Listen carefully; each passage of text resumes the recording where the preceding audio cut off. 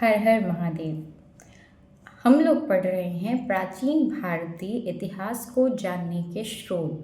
जी हाँ, जिसमें हम लोग सिक्कों के बारे में पढ़ चुके हैं, शिलालेख के बारे में पढ़ चुके हैं, मृदभांड के बारे में पढ़ चुके हैं। अब सबसे प्रमुख जो आता है, जिसे भारतीय इतिहास में अनदेखा नहीं किया जा सकता, वह है स्मारक। जी हाँ, प्राचीन भारतीय इतिहास को जानने के स्रोत के रूप में स्मारक बहुत बड़ी उपलब्धि है। प्राचीन भारतीय इतिहास को जानने में स्मारक का बहुत बड़ा योगदान है। अब हम लोग जानते हैं कि स्मारक क्या हैं, स्मारक कहा किसे जाता है।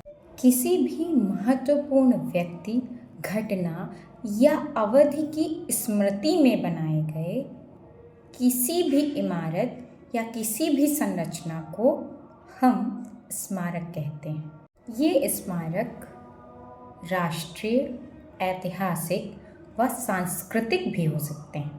उदाहरण के रूप में समझते हैं, जैसे कि इंडिया गेट एक राष्ट्रीय स्मारक है। राष्ट्रीय स्मारक इसलिए है क्योंकि यह प्रथम विश्व युद्ध में शहीद हुए भारतीय सैनिकों की स्मृति में बनाया गया था, इसलिए ये स्मारक है और राष्ट्रीय स्मारक के श्रेणी में इसे रखा गया है। हम लोग पढ़ रहे हैं प्राचीन भारतीय इतिहास को जानने के स्रोत। तो हम लोग पढ़ रहे हैं पुरातात्विक स्मारक कौन कौन सी हैं। तो पुरातात्विक स्मारक का क्या अर्थ हुआ, हम लोगों ने अभी स्मारक का अर्थ समझा, अब पुरातात्विक स्मारक का अर्थ समझेंगे। ऐसे स्मारक जिनका महत्व ऐतिहासिक हो, पुरातात्विक हो, कलात्मक हो, ऐसी संरचनाओं, स्थलों जिनका महत्व राष्ट्रीय हो, वह पुरातात्विक स्मारक कहलाते हैं। अब जानते हैं कि पुरातात्विक स्मारक में क्या क्या आता है।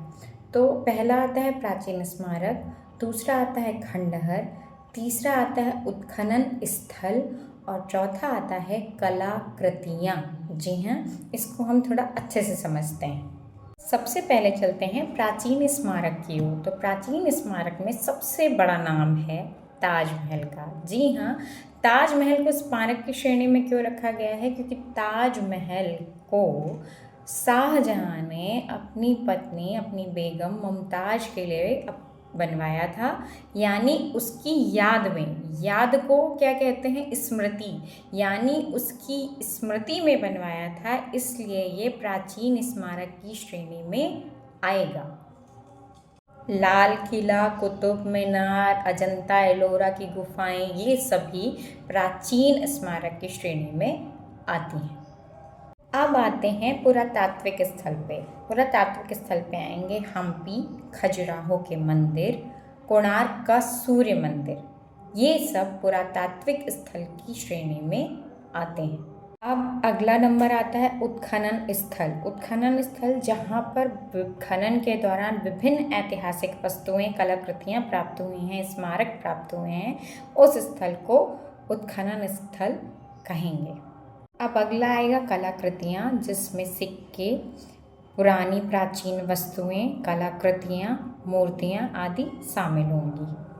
अब जानते हैं पुरातन स्मारक का महत्व क्या है। जी हाँ, इतिहास में इसका महत्व क्या है। पहला महत्व है ऐतिहासिक और सांस्कृतिक मूल्य। जी हाँ, वे भारत के अतीत और विभिन्न संस्कृतियों की जानकारी प्रदान करते हैं। दूसरा महत्व है वास्तुकला संबंधी आश्चर्य।